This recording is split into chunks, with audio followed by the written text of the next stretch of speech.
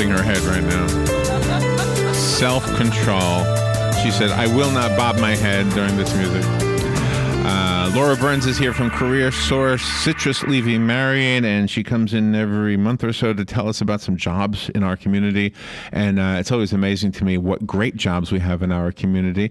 And Laura has a guest with her today. He is Scott Quintel. He is the president of United Way of Marion County. Did I say that correctly? Correct, you did. So good morning, Laura, and good morning, Scott. Good morning to both of you. Good morning. And Laura's hair looks beautiful. You don't want me to say stuff like that? Why? It's my job. My job is to point out everything. With hair like that, she should do the head bopping thing. She should do the head bopping thing. Yes. And your life is exciting right now. It's very exciting, yes, sir. Yeah. You have a wedding in your family. My youngest son, Scott. How old is he? He is 28. And he is. Isn't that wonderful? He's getting married. I get a daughter. You cry at weddings?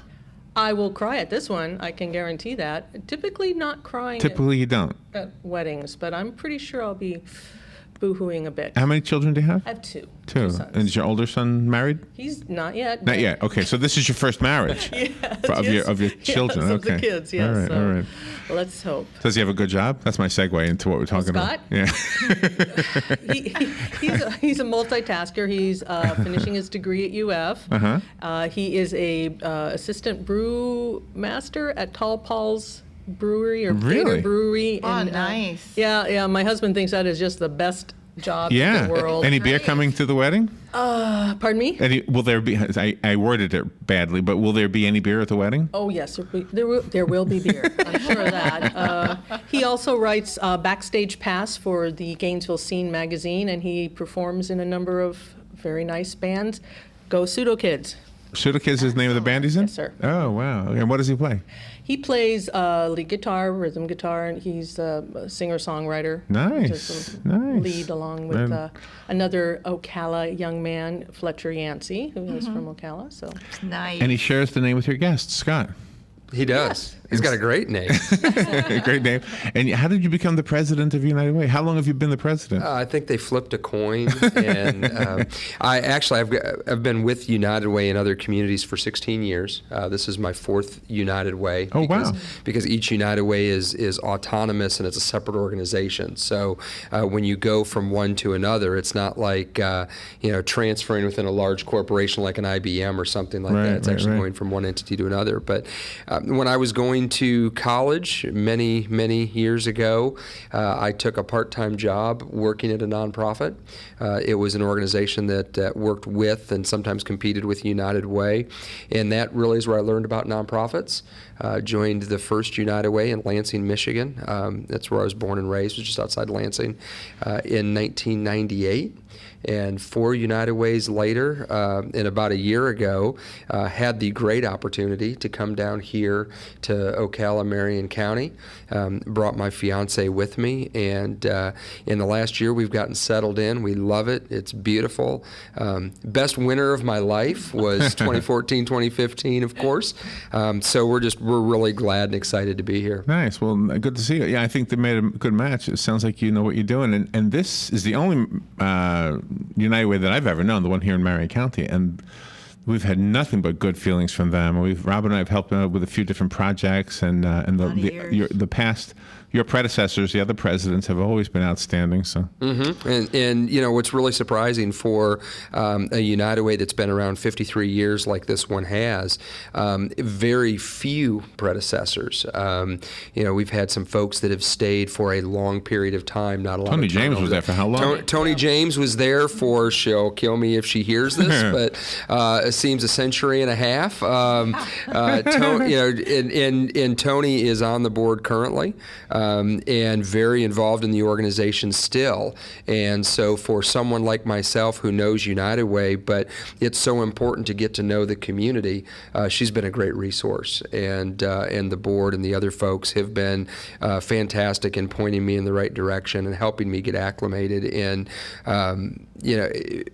Ocala, Marion County is just a fantastic place. The generosity of the people, regardless of what the issue is, their willingness to work together, and it's kind of a fantastic place to be for somebody who does what I do. Yeah, I think Ocala is much better off because of the United Way. So thank you for what you do and what they've done all these years. Laura, let's go back to you real quickly. You have any job fairs we need to know about? Oh, yes, thank you. But first I want a little shout out to Tony, who hired me back at the turn of the century.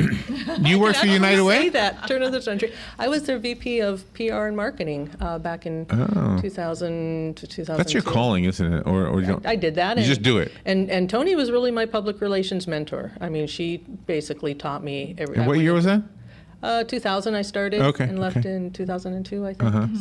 So I have a warm spot in my heart for United Way for sure. Right. Well, and you didn't completely get away either. No, they reel you back in. Yeah. So you worked right behind us. I mean, we worked in the Cascades. You right? Yes, isn't that absolutely. Where you, right? Exactly. And Laura's still involved in the PR and marketing committee, so we really appreciate all her efforts. So I really enjoy it. We do have some we have some hiring events tomorrow. Custom Windows, which is just exploding. The growth there is incredible, and they're having another hiring event that's going to take place at their place of business.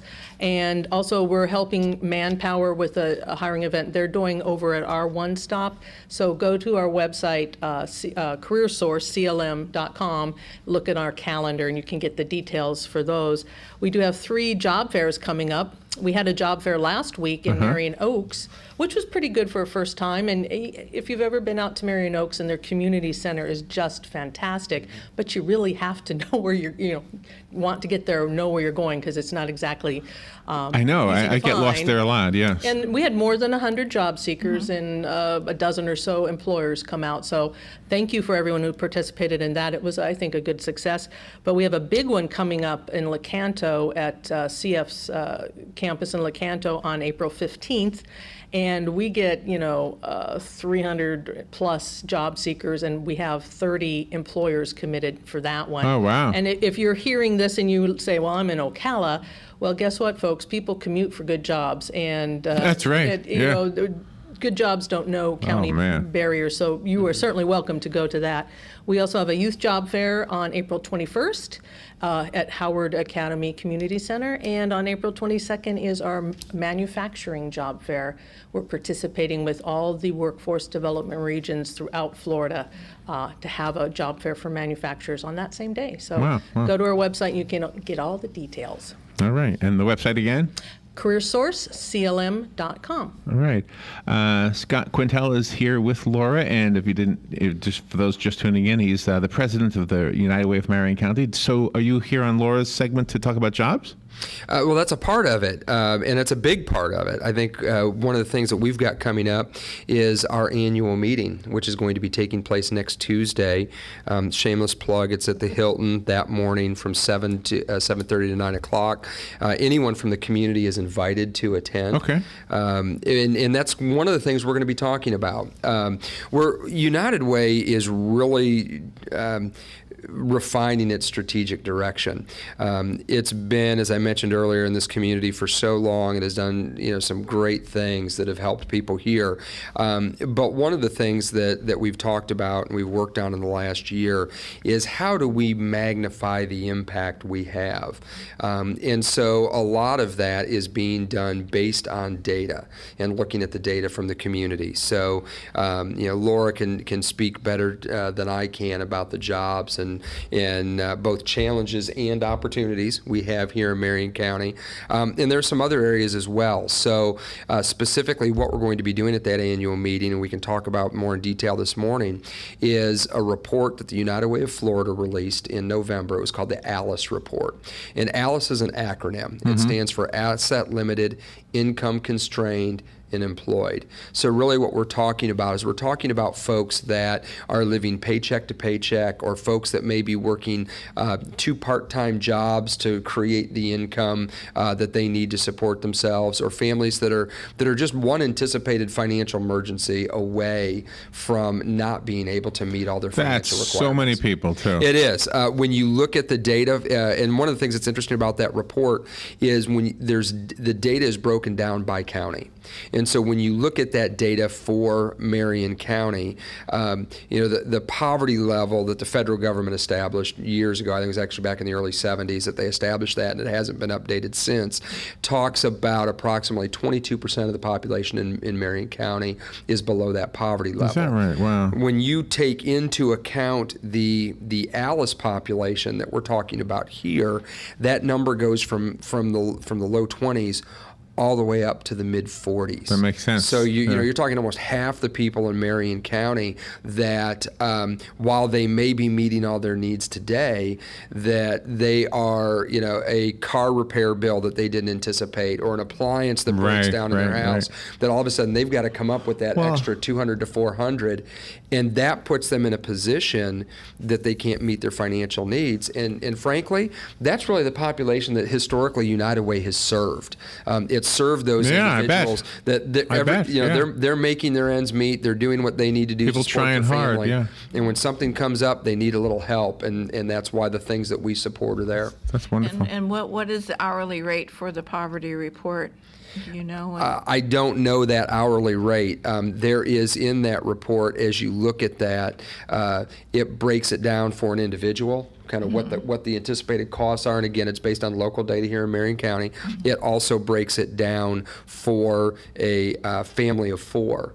So you can calculate it, a couple of different ways. So instead of it just being one hourly amount, that this is the amount they've got to make per hour, there's a lot of issues that depend on that based on family size, how many people you have working in a household.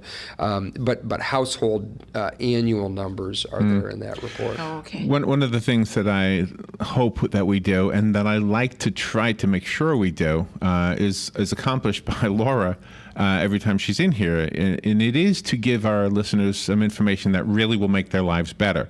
And so when I imagine the people you're talking about, I always hope, every time Laura is here, I'm hoping that somebody out there, because we all know people. I know some of my own family members who have two jobs, like you said, and sometimes one's a full-time, one's a part-time. They're working an unbelievable large number of hours.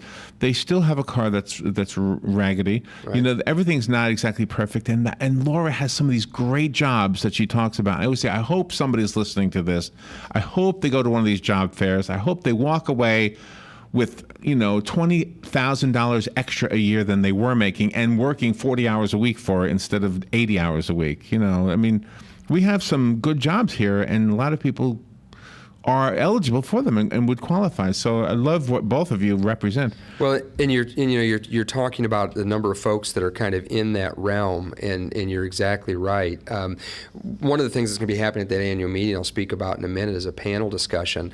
But as a concrete example of what you're saying, one of those panel members and one of the experts that's going to be there that morning was sharing with me on the phone the other day that when he first got out of college and started working for 10 years, he was working two jobs to meet the financial obligations of his family. Wow. And is fortunate enough that through education and career advancement, he's no longer in that position. Right. So jobs is a big part of it. We're going to have a panel discussion, and we're looking to have as many people as possible attend that morning and take part in some of the dialogue that'll be at the end of it. But the panel really is going to focus on 5 areas. Jobs is a piece of that. So Kevin Sheely from the CEP is going to be a part of that panel. The 4 other areas that they really talk heavily about in the Alice report that are also issues that families face. One of those is food, and the need to make sure that families have food, access to not just food, but good, nutritious food that promotes good health. Bill Diudo is going to be the panel member who will be bringing us kind of a state of the community aspect, if you will, on the food issue. Gwendolyn Dawson will be there to speak about housing and some of the challenges and opportunities we see in Marion County around housing. Roseanne Fricks from the Early Learning Coalition will be talking about child care, because that's a big issue too. If you've got a family that really can't have access to quality, not just child care, but quality child care, Right, makes it difficult for them to take advantages of some of the opportunities that CareerSource and Laura are offering. The story this morning, the Cincinnati Reds have a new suite for mothers of young babies so they can change them, nurse them, whatever they want, and still watch the game. That's in the fantastic. stand. So that's something there. We'll take a little break, Scott, and we'll be right back. And if you want to make a call and ask a question of Scott or Laura, this is a good time to call 622-9622. We'll be right back. The weather is brought to you by myfwc.com. Safe boating is no accident. For today, a nice one with intervals of clouds and sunshine at an afternoon high of 81 to 85. Tonight, partly cloudy skies, lows ranging from 60 inland to about 65 along the coast. For tomorrow, some sunshine with a shower or thunderstorm possible in the afternoon, high 80 to 84. On Friday, mostly sunny and warm, the high 82 to 86. From the Florida Weather Center, I'm meteorologist Joe Lundberg. One of the most common questions those nearing retirement are asking, will I outlive my money? Retirement questions like these and many more will be answered every Saturday morning at 9 a.m. on Planning for a Better and Safer Retirement with hosts Francois and Julian Pozenet. Francois and Julian will help you put your retirement puzzle together. Catch Planning for a Better and Safer Retirement Saturdays at 9 a.m. on Ocala's News Talk, The Source 96.3 FM and 1370 AM. Hey, I'm Gary. And I'm Eric. Did you know that Red Eye Radio is on WOCA The Source every night from 2 to 6 a.m. and it's live? That's right. No tape shows here. We know that the news doesn't sleep. And neither do we. So we're here with you live from 2 till 6 a.m. every weekday. Call us 866-90-RED-EYE. So join me, Gary McNamara. And me, Eric Harley, every weeknight to discuss the latest in news and entertainment. Right here on WOCA The Source. All right, 9 minutes before 10 o'clock. Thank you for tuning into The Source. Laura Byrnes is here from CareerSource, Citrus Levy Marion, and Scott Quintel is here from the United Way. He's the president of the United Way. And we were talking about a meeting next Tuesday, April 7th? It's next Tuesday, April 7th, 7:30 to 9 o'clock in the morning. And again, the entire public is invited if anybody wants to come. And the theme of that is building momentum for the future. And it's at the Hilton. Where in the Hilton? It's going to be in the Hilton Ballroom. Okay. And it's going to be a panel, just two panel discussions actually. But we're going to be focusing on some of the challenges we face here in Marion County, whether it's around jobs, family stability with issues like child care, food, transportation. Right. And so we welcome the community to come and be a part of that conversation. One of the things you said during the break I liked hearing, and it's a sign of a good leader. So again, you've reinforced what you kind of let us know in the very beginning, is that you understand the difference between somebody who says, I need money so I can do this, and somebody who says, I need money so I can do this, and here's how I'm going to do that. Sure. That's a big difference between simply having good intentions and really understanding how money can help you to help other people in a real usable way. Well, and the resources that United Way raises each year, because of the generosity of the community, goes a long way to helping people in need.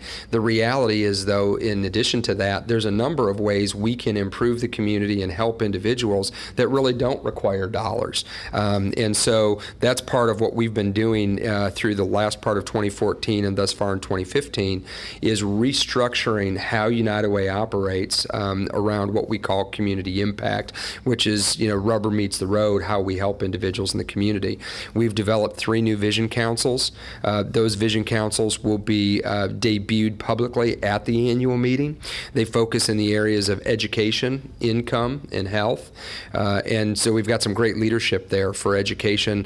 Former school board member Ron Crawford and Dr. Anna DeWeese are the chair and vice chair. In the area of income, which is really a lot of what we're talking about here today, jobs, meeting the immediate needs of families, increasing their income so they can be more self-sustainable. Pat Moses from First Avenue Bank is the chair, and Carla Grimsley from Interfaith Emergency Services is the vice chair. And then finally in the area of health, because if you don't have good quality health, what do those other things matter? Right. We've got former health department director, Dr. Nate Grossman is the chair, and our vice chair is Carrie Jones Clark from Heart of Florida Health Center. So we've got some pretty good some big strong power. You're talking about Cincinnati Reds. We've got some folks that can swing for the fence, and it's not just those folks. Thank you, but it's also the teams they put together, because that's the other piece, is we need to work on these issues in partnership. So the United Way language that we use now for these is we've identified target issues in the community that need to be addressed. That, as I mentioned earlier, was data driven. We looked at data here in the community to see what were the pressing needs that folks and families and individuals in Marion County face. And then from those target issues, those vision councils will be developing objectives. What do we want to accomplish? And then strategies. How will we go about accomplishing those things to the benefit of families? So like you said, funding programs like United Way has done for years, fundraising, that will still be a part of what we do. But we will be enhancing the toolbox. If the only tool you have is a hammer, you see every problem is a nail. So what this is really about is it's saying, let's expand our toolbox. So in addition to just funding programs, there's other ways we can address these issues for the benefit of those folks living and working in Marion County. So when you do something like this, you'll be able to help more people toward the end of the year, more organizations that require funding and things like that, because in prior years, some of those organizations had to be cut from the United Way funding campaign. Right. And the hope is that by driving greater results on these issues, we'll create a more compelling reason for folks to support the work we do. And that additional resources will help with program funding and that type of thing. And so that is a part of it. But there's also ways we can work collaboratively within the community to address some of these issues that it isn't always just about the money. So let me give you an example. One of the things that organizations that provide individuals with assistance regarding housing and other basic necessities, there is a system here in town that the Homeless Council runs. It's called HMIS, and it's a way of tracking the number of individuals that are served and what assistance they receive. One of the challenges is not all of the organizations providing those services in Marion County are part of that system. If we can get those organizations to talk together and to work more collaboratively, we can utilize the resources that exist more effectively. There are other ways to move the work forward, and I'll give you a quick example from the past community I was in Indiana. A little bit different circumstance there, but it's a great illustration. In that county, there were 5 different school districts, not one like we have here in Marion County. And one of the things we were trying to address is kindergarten readiness. We know that if kids enter school prepared to begin their education, they're going to advance better in their education and thus be more prepared for those quality jobs and to seek a career when they leave their education. Well, there wasn't a way to measure kindergarten readiness in that county. And if you can't measure it, how do you know if you're making progress? So one of the things that the United Way Vision Council did was worked with the 5 school districts to create a uniform way of measuring, and so we could then benchmark our progress and know, are we making the right things happen? Are we going in the right direction? And so the funding, like you mentioned, is a tremendous part of what we do, but there's other work and conversations that can take place that moves that work forward as well. Well, and part of what you do too, and you've done it very well, United Way does it very well, is what Laura is a specialist at, which is public relations. And what I'm getting at here specifically is when there's a campaign for anything to raise awareness, the people will sometimes kind of do it on their own. If you have a campaign in pre-kindergarten readiness, for example, a young mom, a young dad with a 3-year-old sees the campaign on a TV spot or a radio ad or a sign on the highway and says, yeah, that's right, I should be reading more to my child. Just anything like that. And then suddenly it's not a law, it's not a mandate, it's just a campaign that good people like yourselves are making us all aware of, like quitting smoking. There's no law that says I can't smoke. But I stopped because of the campaigns. Well, and you mentioned kindergarten readiness. One of the things that United Way also does, we partner with the Early Learning Coalition on Success by 6. And the vision of that is really to prepare kids to be ready for school. And the idea that the parents of a child or any adults really in that child's life are really their first teacher. So how do we engage adults to know that it's important to read to a child? That if you're not reading to a child, just having a conversation with that child. As you're going through the grocery store, talk to the child about what they see. Absolutely. What are they experiencing as they go through the store? This is what a vegetable is. This is a canned good. I mean, I remember years ago getting in kind of a crazy conversation one time at the grocery store with my son.